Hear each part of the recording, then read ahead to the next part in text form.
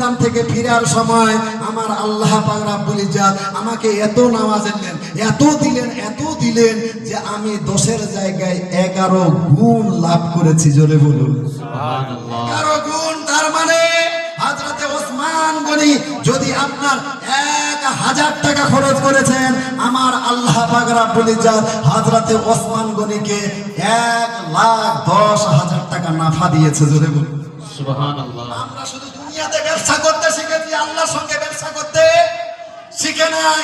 আরে আল্লাহর রাস্তায় খরচ হলে হবে না। এটা তো হাদিসের কথা দিয়ে উদাহরণ দিয়ে বললাম আপনাকে।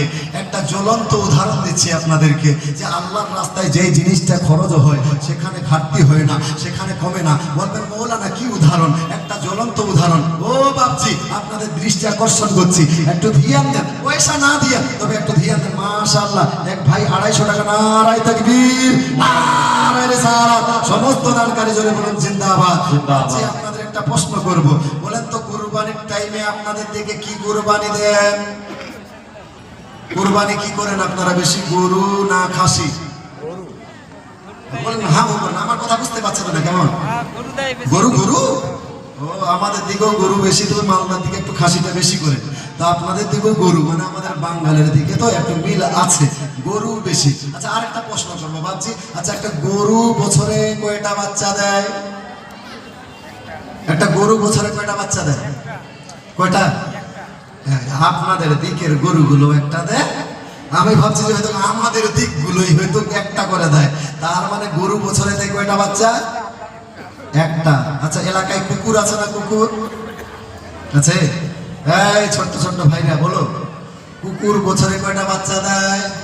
4-5টা, 5-6টা, 7টা, 8টা। এইবারে আমি যদি কালকে প্রশ্ন করি আপনাদেরকে, আপনাদের গ্রামে একটু খোঁজাখুঁজি করেন তো, গরুর পরিমাণ বেশি পাওয়া যাবে না কুকুর বেশি পাওয়া যাবে? গরুর। কি পাওয়া যাবে? কি গরুর। গরু বছরে একটা বাচ্চা, তাও আসলে গরু বেশি পাওয়া যাবে। কেন? ওটা কুকুরকে জিজ্ঞাসা করে। কুকুরকে বলেন না, কুকুর কি ব্যাপার, তোমার তো বছরে 8টা-10টা বাচ্চা হয়, তারপরও গরুর থেকে পরিমাণে তোমাকে কম দেখতে পাওয়া যায়। কারণটা কি? কুকুর এক কথায় আনসার দিবে, তোমরা জানো না যখন মুসলমানদের কুরবানির চাঁদ ওঠে, ওই কুরবানির টাইমে মুসলমানরা গরুকে কুরবানি করে।